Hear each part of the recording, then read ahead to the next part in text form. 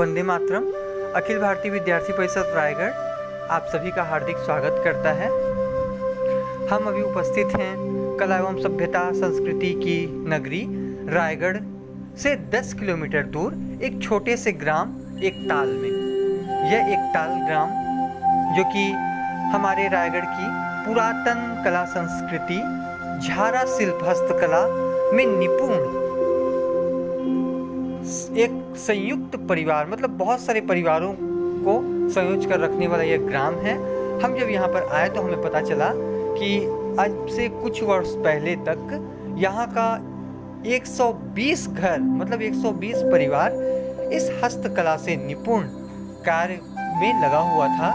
किंतु यह बताकर थोड़ा दुख भी होता है कि यह संस्कृति अब विलुप्त होती जा रही है, क्योंकि शासन की ओर से, सरकार की ओर से इस पर बहुत ज़्यादा ध्यान नहीं दिया जा रहा है। और आज की जो युवा पीढ़ी है जो कि बहुत ज़्यादा आधुनिकता पर भरोसा करते हुए और उसी संस्कृति की ओर आकर्षित होती जा रही है, जिसके कारण हमारी जो ये रायगढ़ की प्राचीनतम संस्कृति है, कला संस्कृति जो कि हस्तकला पर आधारित है, इसके जरिए मिट्टी और पीतल से निर्मित कई प्रकार के बर्तन, बाह में पहनने वाले श्रृंगार के सामान, इसके अलावा आपकी मूर्तियाँ, ये सब बनाए जाते हैं, लगभग विलुप्त होती जा रही है, जो कि कभी रायगढ़ को विश्व स्तरीय पहचान दिलाती थी।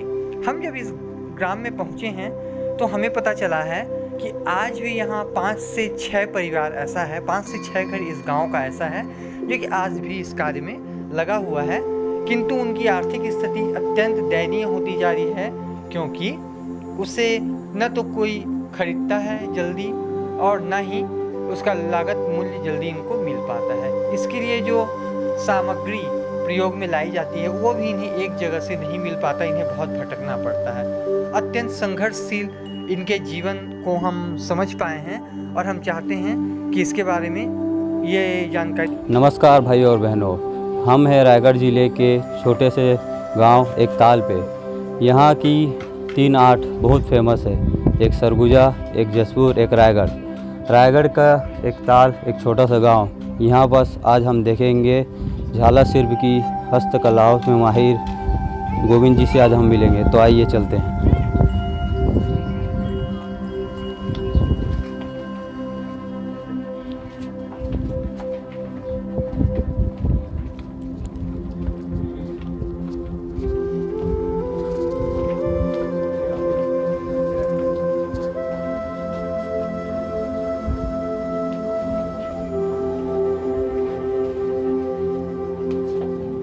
जी गोविंद जी नमस्कार। सबसे पहले तो हम आपका जी का नाम गोविंद राम है, मेरा नाम धनी राम। आपका नाम धनी राम है? ठीक है धनी राम जी नमस्कार। सबसे पहले तो हम आपका जीवन परिचय जानना चाहेंगे। हम लोग झारा समुदाय से जन्मे, मेरा नाम धनी राम है और इस कला के लिए हमको, मेरे को नेशनल अवार्ड मिला है और मेरे पिताजी को भी नेशनल अवार्ड मिला है, सीपी सम्मान मिला है, मेरी पत्नी को भी नेशनल अवार्ड मिला है, मेरा बेटा को स्टेट अवार्ड मिल चुका है। इस ढोकरा कला के लिए मैं 3 बार विदेश भी जा चुका हूँ, फ्रांस, मंगोलिया, सऊदी अरब, और ये हमारा पुश्तूनी परंपरा कला है। तो अगला हम ये जानना चाहेंगे कि इसकी शुरुआत कब से हुई? ये मोहन हड़प्पा कहते उस टाइम का है, ये बहुत पुराना कला है।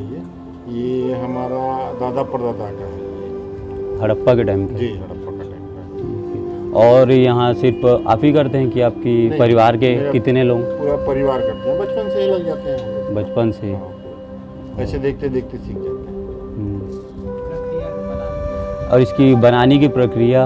ये पहले मिट्टी का, पीली वाली मिट्टी से इसका सांचा बनाते हैं भूसा लगा करके, फिर उसके बाद उसको धूप में सुखाते हैं, फिर सुखाने के बाद में सांचे को फिनिशिंग किया जाता है, फिर उसके बाद में बछड़े की गोबर और बरसात का जो भाव मिट्टी होता है उसको पहचान के लाते हैं और उस मिट्टी को गोबर के साथ मिक्स करके सांचे के ऊपर लेप किया जाता है।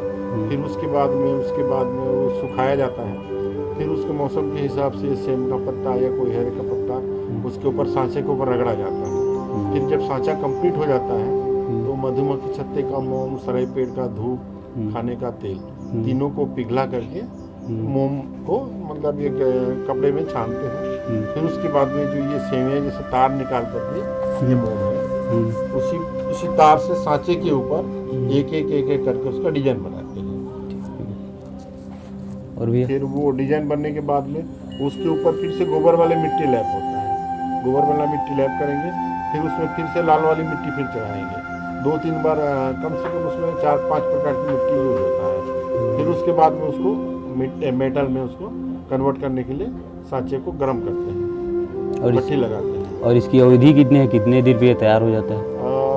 ये मतलब कम से कम 2 से 3 दिन, 4 दिन, 5 दिन, आइटम के ऊपर 15 दिन, 10 दिन इसके ऊपर रहता है।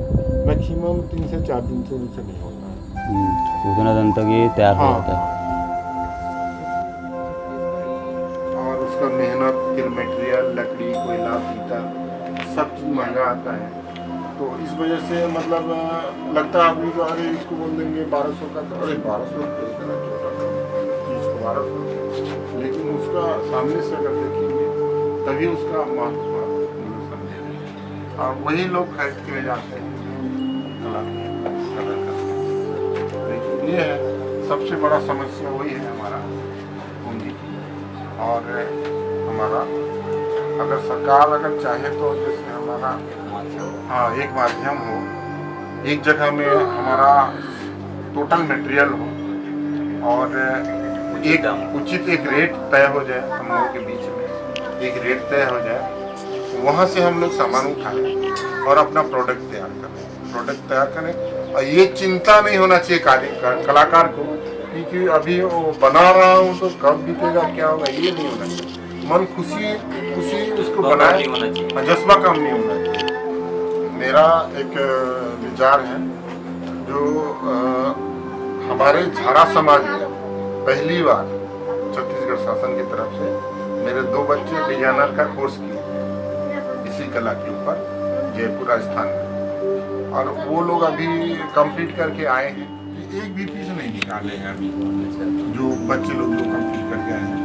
तो अभी जैसे लोन का प्रक्रिया हमारा बन जाएगा, तो सबसे पहले वही डिजाइन हम लोग यूज करेंगे। और मतलब ऐसे अपना सपना है कि हर एक के घर में हमारा कला की कदर हो। ऐसे भी तो मतलब जो हमारे गांव देहात से लेके पूरा शहरों तक संपर्क है, तो और चाहेंगे कि सबके घर में हो, छोटा बड़ा, मतलब हर किसी को पसंद है, इस टाइप का करेंगे। इसमें देखिए, एक तो हमारा देवी देवताओं का ज़्यादा चलन होता है जैसे हमारे छत्तीसगढ़ में, और एक तो होता है अपना जो मतलब जैसे कि एक मतलब लड़कियों को दहेज में भी देते हैं, उसके हिसाब से भी हमारे छत्तीसगढ़ के कल्चर में ये जुड़ा हुआ रहता है। और मतलब एक हमारे छत्तीसगढ़ का तो एक पहचान ही है, ढोकरा शिल्प जो हस्तकला है, ये पूरे हमारा विश्व में पहचान है कि हमारे छत्तीसगढ़ का ये कला मतलब हर दिशा में, हर जगह पे प्रसिद्ध है। तो हम ये जानना चाहते हैं कि यहाँ सरकार को इस चीज़ पे आपको रोजगार कितना है, इसका क्या महत्व है, इससे आपकी दैनिक दिनचर्या पे क्या फर्क पड़ता है, कितनी आय हो जाती है आपकी? हाँ, तो इसका इज्जत तो बहुत है, लेकिन उसके हिसाब से हमको कला पहले की तरह अब इतना सेलिंग हमारा नहीं होता है, जिसकी वजह से मतलब मटेरियल की काफ़ी दिक्कतें होती हैं और मतलब कठिनाइयाँ खूब हो रहा है। इस कला को धीरे धीरे लुप्त हो रहा है, क्योंकि आने वाला जो समय है और इसको करने के लिए इच्छुक नहीं है। हमारे गांव में 120 परिवार पहले इस काम को करते थे, अभी मुश्किल से 4-5 आदमी कर रहे हैं, बाकी सब लोग इस काम को छोड़ दिए, क्योंकि इसमें खर्चा इतना होता है, उसके हिसाब से हमको इसको मजदूरी नहीं मिल पाता। इसलिए अभी लोग हमारे पूरे कोई ईटा भट्टा जा रहा है, कोई गांव घूम रहा है, ऐसे अब हम लोग प्रयास कर रहे हैं कि कला को जीवित रख पाएंगे, हमारे जो आने वाला समय है देखा जाए तो ये सब विलुप्त होते जा रहे हैं धीरे धीरे। इसका मार्केट उपलब्ध है कि नहीं? मार्केट तो बड़े शहरों में है इसका मार्केट। जैसे अभी वर्तमान की बात करें तो जैसे हमारा लॉकडाउन की वजह से अभी जो 2-3 परेशानी चल रहा है, लेकिन ये तो ठीक है, पूरे भारत में चल रहा है, हम इन लोगों के लिए नहीं है। लेकिन फिर भी हमारे जो पेट जो रोजी रोटी चलता था, क्योंकि हमारे यहाँ हर दिन कोई ना कोई कस्टमर आ जाते थे और हमारे पूरे गांव में किसी न किसी का सामान बिकता था। तो आज ऐसे परिस्थिति होगा कि कोई हमारा मतलब हमारे जो जितने झारा समाज के जो लोग हैं, 1 रुपया कहीं से आ नहीं रहा है, चौनी नहीं आ रहा है, केवल हमारा से जा रहा है। मतलब जो भी है अपना घर का भाड़ा बर्तन बेच भाज के अपन नमक मिर्चाई ये सब यूज कर रहे हैं। और उसके बाद में जैसे प्रशासन भी है हमारे साथ में, जो हमको यहाँ से विकास बोर्ड ऑफिस से बना हुआ, लेकिन वो भी हमको ध्यान नहीं दे रहा है। जबकि इन चीज़ों में हमको उनका देखना चाहिए हम लोगों को,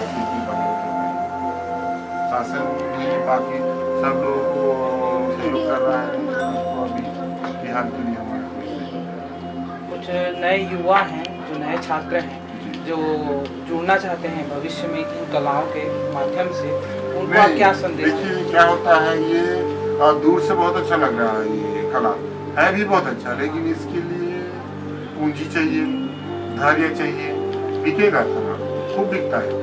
जो हमसे जो 100 रुपये का आदमी कस्टमर जो खरीद के जाते, जो व्यापारी वो 1000 का बेचता है 100 का चीज, हाँ, लेकिन उसके पास वक्त होता है, पैसा होता है, तब होता है। और हम लोग तो रोज कमाने रोज खाने वाले आदमी हैं। एक प्रकार से देखा जाए तो सुविधाओं की कमी, हाँ, बहुत ही कमी है वैसे भारी दिक्कत का सामना। हमारे जो आने वाला जो समय है, बच्चे लोग इसको करने के लिए इच्छुक नहीं हो रहे हैं, क्योंकि देख रहे हैं हम लोग रात दिन मेहनत कर रहे हैं, पसीना बहा रहे हैं, आगों में भट्टी में जल रहे हैं, तो पर भी हमारा वही मतलब मुश्किल का रोजी रोटी चल रहा है। तो इसलिए बोलते हैं कि मम्मी पापा आप इतना मेहनत करते हो, उससे अच्छा तो कोई दूसरा काम कर लेंगे तो हम 2 पैसा कमा लेंगे, ऐसा सोचते हैं। जी, सरकार से आप क्या अपेक्षा करते हैं कि इसमें और क्या आप करना चाहिए? सरकार से अपेक्षा क्या, हम लोगों को मेन तो जो हमारा कला है उसको अगर जीवित रखना चाहते हैं तो पहला तो मटेरियल की व्यवस्था हो, एक जगह मटेरियल मिले हमको, और उसके बाद में हमारा जो जितने भी प्रोडक्ट हम तैयार करते हैं उसका तुरंत हमारा बिकना चाहिए। क्या है, जैसे मान लीजिए मैं एक प्रोडक्ट बना लिया, इसको 5 दिन मेरे को लग गया इसको बनाने में, और मेरा कोई जरिया नहीं है, यही मेरा जरिया है, तो इसको बनाते बनाते जब 5 दिन लगा, मेरे 5 दिन में कंप्लीट हुआ ये चीज। अब ये कब बिकेगा, कहाँ बिकेगा, कौन खरीदेगा, इसको मेरे को पता नहीं है। अब जब बिकेगा ये तभी मेरे बाल बच्चे खाएंगे। तो ये एक ऐसा जगह होना चाहिए कि जैसे हमने चीज तैयार किए तो जो भी अपना निर्धारित रेट है उस पे वहाँ पे रख दिए, हमारा वहाँ मजदूरी हमको मिल गया, फिर उसी मजदूरी से अपना रोजी भी चला लेंगे, और जो मटेरियल हमको मिला रहेगा उस मटेरियल को रिटर्न भी कर देंगे, फिर से मटेरियल मिलेगा हमको, फिर नया प्रोडक्ट तैयार करेंगे। हम प्रोडक्ट तैयार करने के लिए आप जितना भी बोले, रात दिन एक करके हम समय से पहले हम प्रोडक्ट तैयार कर देंगे। लेकिन ये है कि कब बिकेगा तो मिलेगा, इस चक्कर में बहुत, जैसे मान लीजिए कोई सेठ साहूकार से हम थोड़ा बहुत मान लीजिए ब्याज में पैसा ले आए, किसी आशा में कि चलो भाई किसी से 20,000 लिया है तो कम से कम 25,000 तो बन ही जाएगा, तो उस दिशा में क्या होता, 25,000 की जगह सीधा 18,000 में बढ़ जाता है, क्योंकि स्रोत नहीं है हमारा और उस सामान को रखने का ताकत नहीं है। तो इस वजह से मजबूरी में मतलब हमको घाटा में भी देना पड़ता है, और इसी चीज़ का फायदा बिचौलिया लोग। उस परिस्थिति में जैसे काम रहेगा, अपने पास पैसा रहेगा, तो अपन एक साथ में बैठ के काम करने का एक प्लानिंग बना रहे हैं। तो जैसे ये थोड़ा सा मौसम ठीक हो जाए ये बीमारी का, उसके बाद में प्रयास करेंगे और आगे लगे हैं प्रयास में।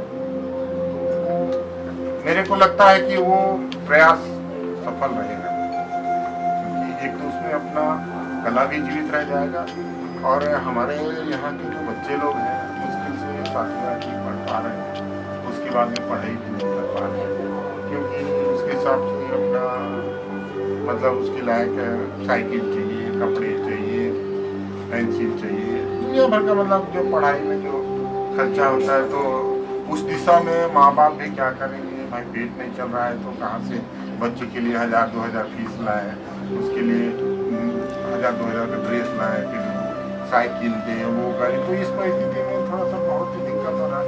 तो मेरा विचार वही है कि सब लोगों के लिए जैसे एक साथ में तो उसमें सब लोग धीरे धीरे जाएंगे।